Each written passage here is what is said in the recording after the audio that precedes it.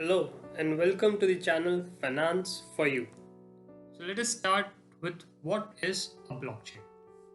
The term blockchain refers to how the data is stored in blocks of information and then linked together in a permanent chain. The blockchain technology was described in 1991 by the research scientists Stuart Haber and W. Scott Stornetta. They wanted to introduce a computationally practical solution for time-stamping digital documents so that they could not be backdated or tampered. They developed a system to store the time-stamped documents in a cryptographically secured chain of blocks. Satoshi Nakamoto first used this blockchain technology. Very little is known about Nakamoto, as people believe he could be a person or a group of people that worked on Bitcoin, the first application of the blockchain technology in 2009. In simple terms, blockchain is a peer-to-peer distributed ledger that is secure and used to record transactions across many computers. When a new block is added to the chain, it makes the previous blocks even harder to modify, which helps each block become more and more secure over time.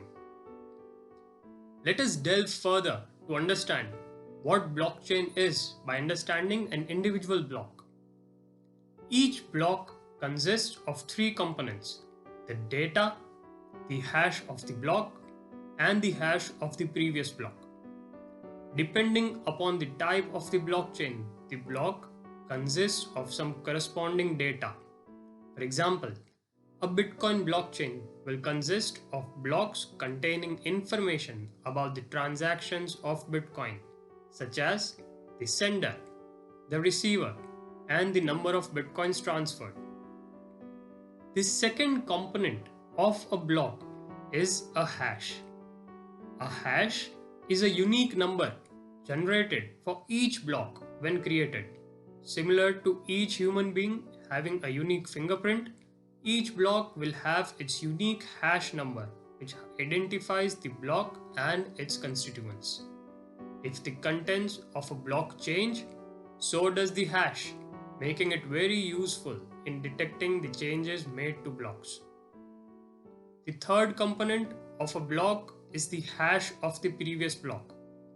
This helps in creating a logical sequence or a chronological order in which the blocks of information are to be stored, thus forming a chain of blocks. This is what makes a blockchain so secure. Let us take an example of a chain with three blocks. We can observe that each block has a hash and the hash of the previous block. So block 3 points towards block 2 and block 2 points towards block 1. Block 1 is the first block in the chain and thus cannot point towards any block.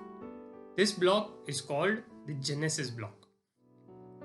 Let us assume that we make some changes in the block number 1. This will cause the hash of the block to change. This will lead to block number 2 and all the subsequent blocks to become invalid, as they no longer store a valid hash of the previous block. So making changes to a single block will make the entire change from that particular block invalid. But hashes alone are not enough to prevent such tampering. Hackers using supercomputers can compute hundreds of hashes within seconds and recalculate the hashes of all the following blocks after making changes to a block, subsequently making the blockchain valid again. To mitigate this, blockchain works on a mechanism known as proof of work. Proof of work slows down the process of creating new blocks. In case of a Bitcoin, it takes about 10 minutes to add a new block to the chain. This makes it very difficult to tamper with the blocks. If you tamper with one block, you need to calculate the proof of work for all the subsequent blocks to make the blockchain valid, which is a very difficult task to do so. Apart from hashing and proof of work, There's one more way a blockchain secures itself. That is by being distributed. It uses a peer-to-peer network and anyone is allowed to participate. Once someone participates, he gets a full copy of the blockchain. The participant uses this to verify that everything is in order. When someone creates a new block, the block is sent to each and every participant on that network to verify that it has not been tampered with.